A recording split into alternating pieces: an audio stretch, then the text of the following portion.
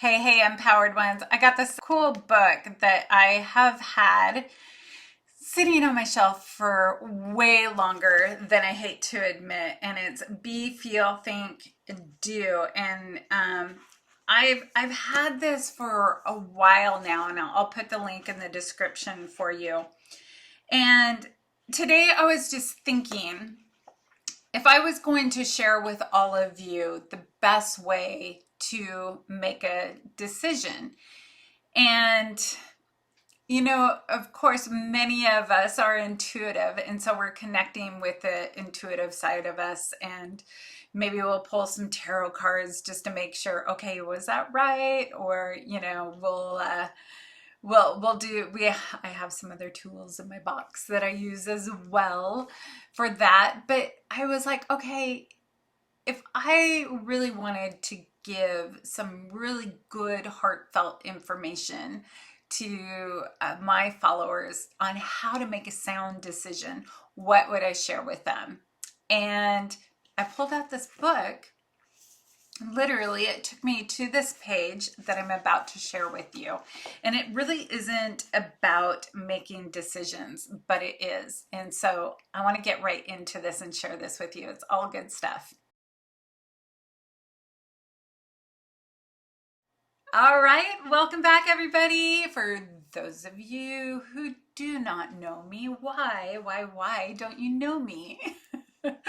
My name is Debra Larson, and I'm the founder of Simply Empowered by Debra. I work with highly conscious and awakening entrepreneurs. I empower you to peel back the layers to your life purpose, mission, and your gifts. This sacred mission to serve others through your life experiences, through your gifts, through things that come very naturally to you. And I want to help you get out of your own way and get out there and start serving from this higher vibrational, higher consciousness way of working, right? I want to get you out of your heads, into your hearts, into your intuition. Start opening up and trusting where you're being guided to so you're in full alignment. And so that's what brought me to today's topic.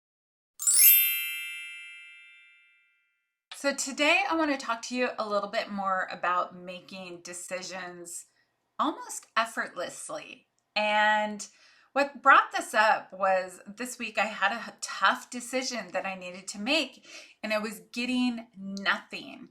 I was getting nothing. Now, I should have listened to that, because nothing could have meant that it really didn't matter if I took any action or made any decision. And I kept kind of forcing it. Actually, I'm like, I want a decision. That was the thinking mind. I want a decision. Show me in the cards. What's in the cards? I had my pendulum out.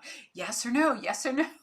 That's really a place that you don't want to make a decision. That's really coming from this push, right? A push of energy onto these tools that I was using, because that's all that is metaphysical tools, is still connecting with your soul, your higher consciousness, to bring you the answer. And instead, what you want to do is get really clear, really centered, and allow source energy to come through you, ground into Mother Earth, Mother Gaia. Allow her energy to come up through the soles of your feet and bring the two together in your heart. And from that place of just getting mindful, getting silent, and just connecting with this energy, and then asking from this place, right? And I was like, okay, so that's all beautiful and that's wonderful, but they're going to want more. They're going to want a heftier answer than that. It really is that simple. But I want to share what I found in this book. And it was really quite cool, because in this book, I turned to this page that I want to share with you.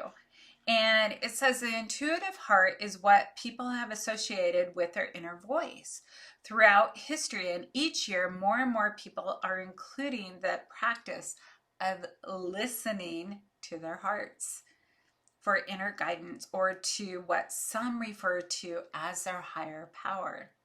Absolutely. a source of wisdom and intelligence.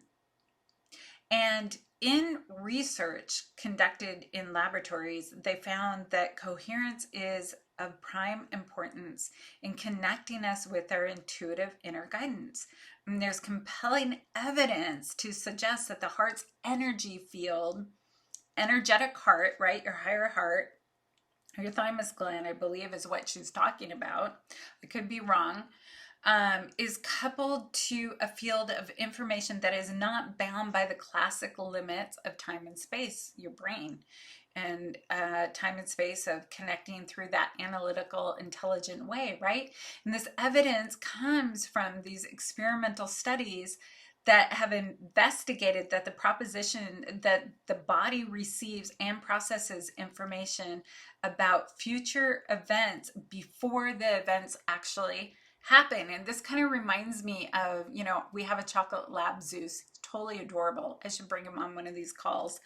And he knows when daddy's coming home before daddy even gets here. And he's at the door right now. So he's probably going to start barking. So I'm going to wrap this up. But this is so cool. And it's talking about the heart generates the largest electromagnetic field in the body.